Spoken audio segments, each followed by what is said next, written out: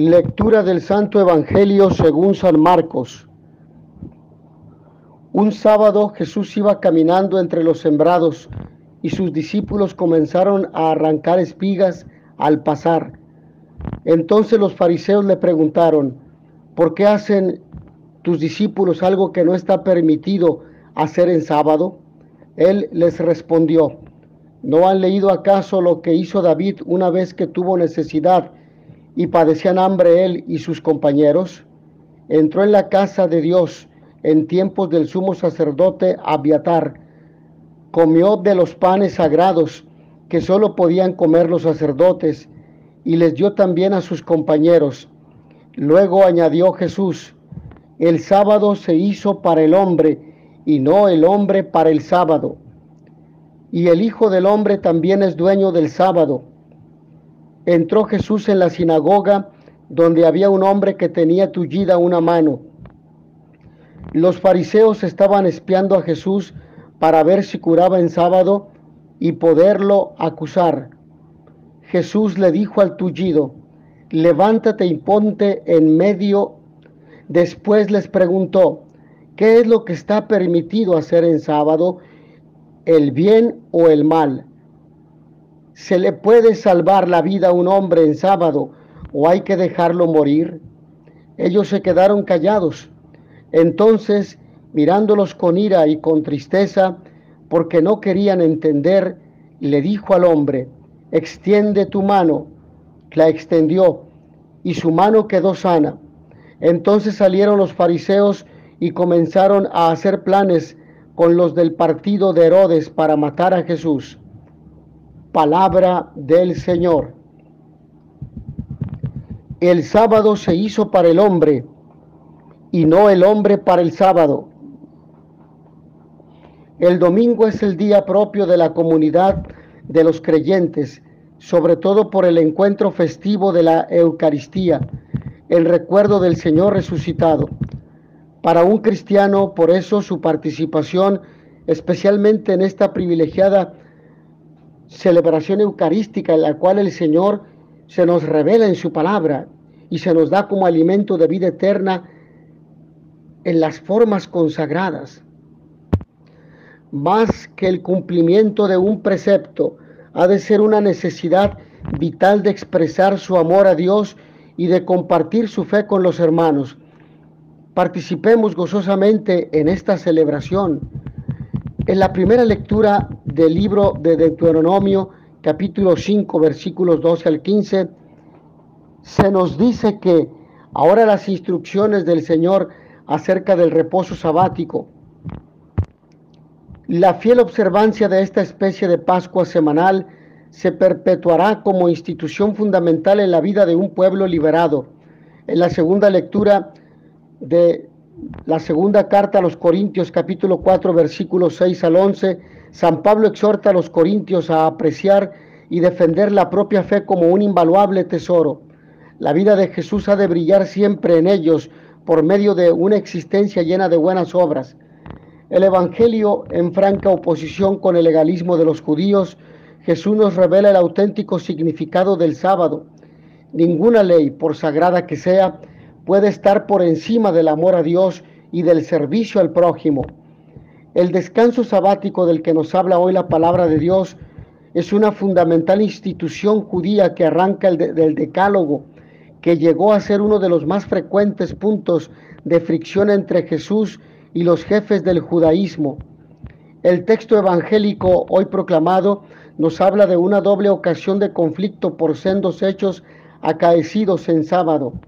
La ley judía del sábado se refería sobre todo al descanso fecundo y creativo. Se prescribe este descanso para celebrar la memoria gozosa y agradecida de la liberación de los trabajos de la esclavitud de Egipto. Descanso laboral para todos, incluidos esclavos y animales. La ley del sábado era, por tanto, una ley simultáneamente religiosa, cultural y social.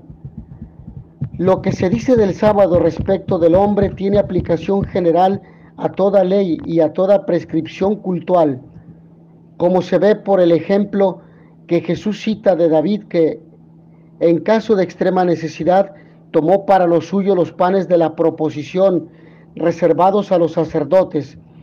El espíritu de toda ley no puede ser más que el amor y el servicio a Dios y al hermano.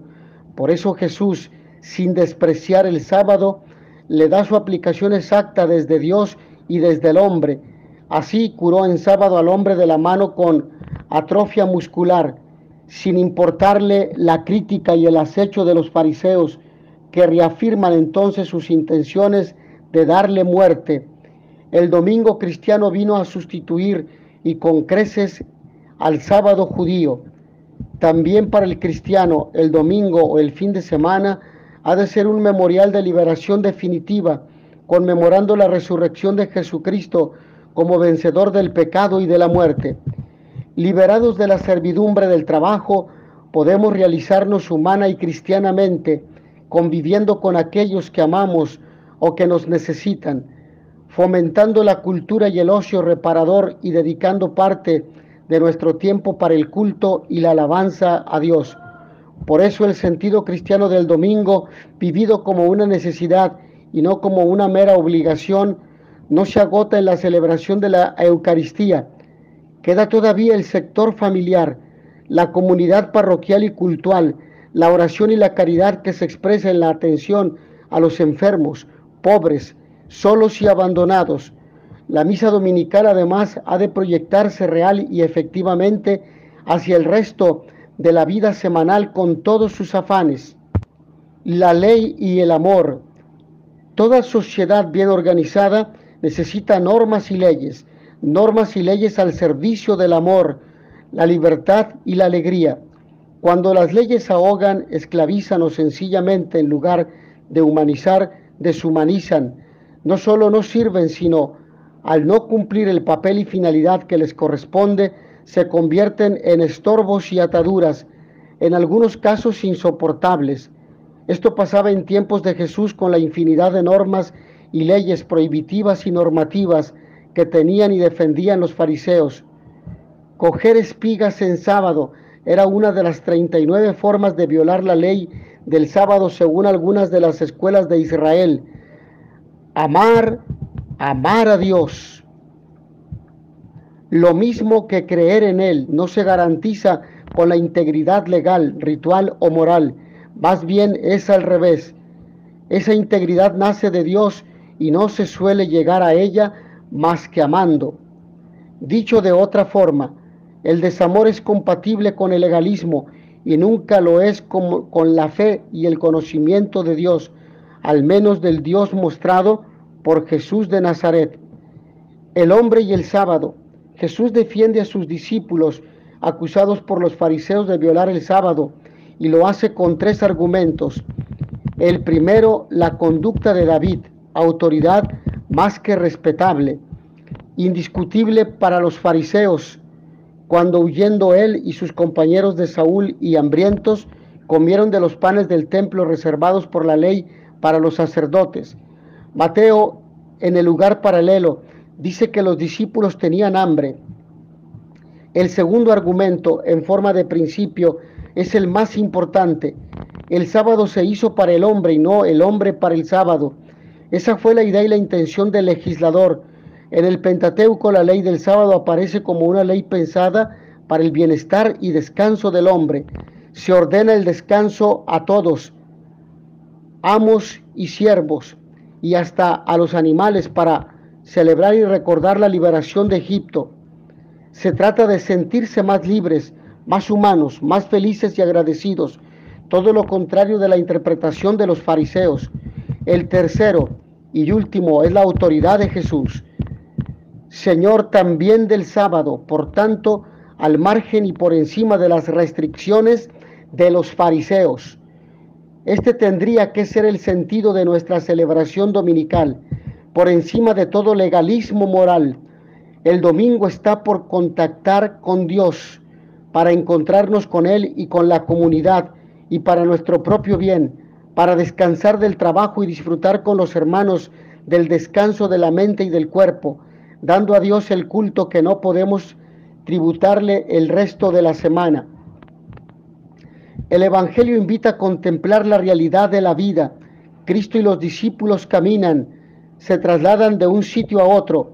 Los discípulos arrancan espigas para comerlas, sentían hambre y finalmente los fariseos. Así como andaba con los discípulos, hoy también camina a tu lado. Basta que seas dócil, doblegues la cerviz y le reconozcas.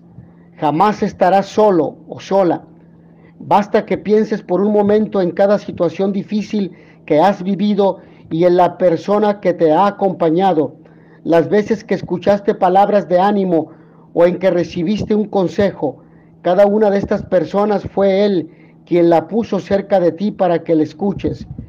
Sé que hay momentos en que quisieras que todo fuese distinto. Sin embargo, la vida está llena de situaciones complejas que hacen que te sientas asfixiado o asfixiada por tanta presión en el trabajo, en la escuela o universidad, incluso en la misma familia. Es difícil caminar cuando se tiene sed de justicia o un momento de paz en tu vida, pero este momento permite que disfrutes el agua que sacia tu sed y alcances un mayor grado de paz por la simple razón que no estás solo o sola y que siempre tienes compañía. Jesús quiere que le reconozcas en cada momento de tu vida, que camines con Él, que le veas. No temas abrirte a la vida reconociendo tus fragilidades y sobre todo sabiendo que eres una persona amada por Dios. Deja que Él camine contigo y tú aprende a caminar con Él. Detrás de la rigidez hay siempre algo escondido, en muchos casos una doble vida, pero hay también algo de enfermedad. ¿Cuánto sufren los rígidos cuando son sinceros y se dan cuenta de esto? Sufren porque no logran tener la libertad de los hijos de Dios. No saben cómo se camina en la ley del Señor y no son felices y sufren mucho. De este modo, si bien parecen buenos porque siguen la ley, detrás hay algo que no los hace buenos, o son malos, hipócritas, o están enfermos. De todas formas sufren. Señor, la primera lección que me das en tu evangelio es la de la valentía, la de no tener miedo a ser un signo de contradicción como lo fuiste tú. Sí, seguramente la felicidad a tu evangelio, a la doctrina moral de la iglesia, a las enseñanzas del Papa, me traerá muchas veces críticas. Si no me conformo con vivir como me propone el mundo, tal vez seré rechazado como lo fuiste tú. ¿Cuántas veces el respeto humano me puede hacer callar mi condición de cristiano? Por eso he de mantenerme cerca de ti para tener las fuerzas de vivir de cara a ti, sin temer ir contracorriente.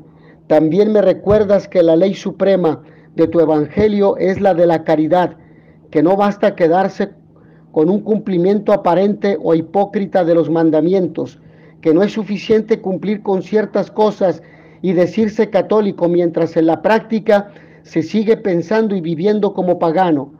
Ayúdame, Jesús, a ser radical en tu seguimiento, a vivir con coherencia de vida y con caridad para con todos. Mis hermanos, que a todos ustedes el Señor los bendiga y les dé la paz. In notitia veritatis proficere pax et bonum. Buona domenica a tutti.